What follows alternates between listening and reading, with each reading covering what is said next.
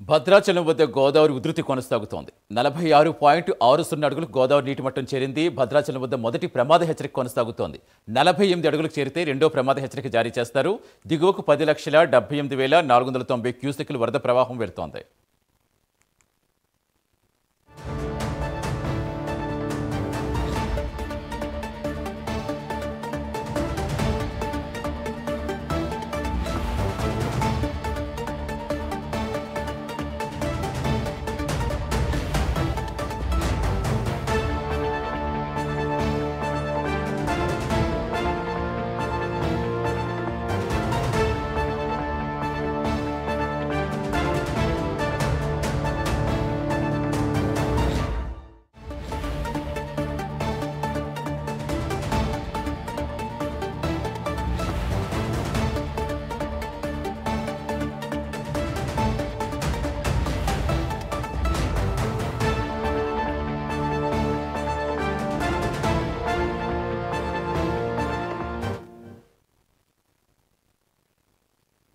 ప్రస్తుతం భద్రాచలంలో పరిస్థితి వివరించేందుకు మా కరెస్పాండెంట్ రజనీకాంత్ రజనీకాంత్ ప్రస్తుతం ఏంటి సిచ్యువేషన్ ఎలా ఉంది? ఇప్పటికే భారీ వర్షాలు పైనుంచి కూడా పడుతున్నాయి. పైనుంచి ఇంకా వరద ప్రవాహం ఎన్నాళ్ళు కొనసాగే అవకాశం ఉందని చెప్తున్నారు.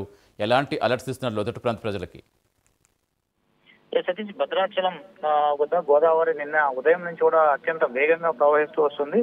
36 అడుగుల నుంచి కాస్త 36 అడుగుల ప్రవాహం కొనసాగింది. ఈ రోజు ఉదయం తాజాగా తెల్లవారుజామున 6 గంటల వరకు కూడా 46.60 అడుగుల వద్ద గోదావరి ప్రవాహం చేరుకుందని చెప్పవచ్చు. ఉదయం 6 గంటల నుంచి కూడా ఇప్పటి వరకు 10 గంటల వరకు కూడా 46.60 అడుగుల వద్దే నిలకడగా ప్రవహిస్తున్న పరిస్థితిని తెలంగాణ వ్యాప్తంగా భారీగా కురుస్తున్న గత 4-5 రోజులుగా ఎడతెరిపి లేకుండా కురుస్తున్న భారీ వర్షాల కారణంగా ఇటు గోదావరికి ఇటు పైనుంచి కాళేశ్వరం ప్రాజెక్టు, తుపాలగూడెం ప్రాజెక్టు నుంచి కూడా భారీగా వరద నీరు వచ్చి గోదావరి చేస్తుంది. మరోపక్క మీడియం ఇరిగేషన్ ప్రాజెక్టు కిన్నెరసాని తో పాటుగా తాలిపేరు ప్రాజెక్ట్ నుంచి కూడా భారీగా వరద నీరు వచ్చేస్తుంది.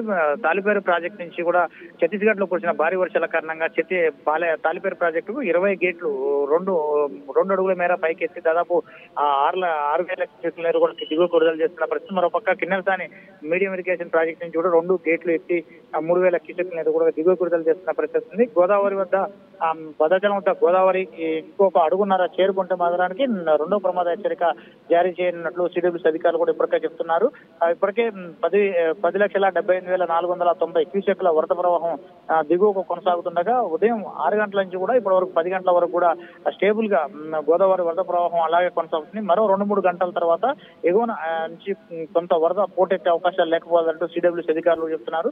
మరో 2-3 గంటల తర్వాత కొంత వరద ప్రవాహం పోటెత్తితే రెండో ప్రమాద హెచ్చరిక అంటే 48 అడుగులు దాటి 49-50 అడుగులు కూడా వచ్చే అవకాశాలు లేకపోతుందని చెప్తున్నారు. మరోపక్క చెర్ల, దుమ్ముగూడెం, వాజేడు, వెంకటాపురం, పినపాక నియోజకవర్గాల పరిధిలోని ఆ వాగులు, వంకలు, పొంగిపొర్లే ప్రాంతాల్లో కూడా ప్రజలు ఆ ప్రాంతాల వైపు కూడా వాగులు, వంకల వైపు కూడా వెళ్ళొద్దు, పశువులు కూడా మేతకు ఆ ప్రాంతాల వైపు తీసుకెళ్లొద్దు అంటూ ఇప్పటికే పోలీసు రెవెన్యూ యంత్రాంగాన్ని కూడా కొత్తగూడెం కలెక్టర్ జితేష్ పాటిల్ తో పాటు కొత్తగూడెం ఎస్పీ రోహిత్ రాజు కూడా ప్రకటన కూడా విడుదల చేసిన పరిస్థితి తాజాగా నెలకొంది. ఇప్పటికే దీనికి సంబంధించి కూడా చెర్ల, వాజేడు, దుమ్ముగూడెం ప్రాంతాల్లో చెర్ల దుమ్ముగూడెం నుంచి ఛత్తీస్గఢ్ వెళ్లే రహదారికి 50 అడుగులు వస్తే ఆ రహదారిలో మాత్రం రాకపోకలు నిలిపివేస్తా ఉంటే ఇప్పటికే భద్రాచలం రెవెన్యూ అధికారులు కూడా చెప్తున్న పరిస్థితి ఉంటుంది. భద్రాచలం వద్ద మాత్రం గోదావరి స్నానఘట్టాలు, కళ్యాణకట్ట వద్ద పోలీసు పహారా కొనసాగుతుంది. అక్కడ కళ్యాణకట్ట, స్నానఘట్టాలు కూడా నిన్న ఉదయం నుంచి కూడా నీట మునిగిన పరిస్థితి అయితే తాజాగా నెలకొన్న పరిస్థితులు ఏర్పడుతుంది. ఓవరాల్ గా భద్రాచలం వద్ద గోదావరి మరోసారి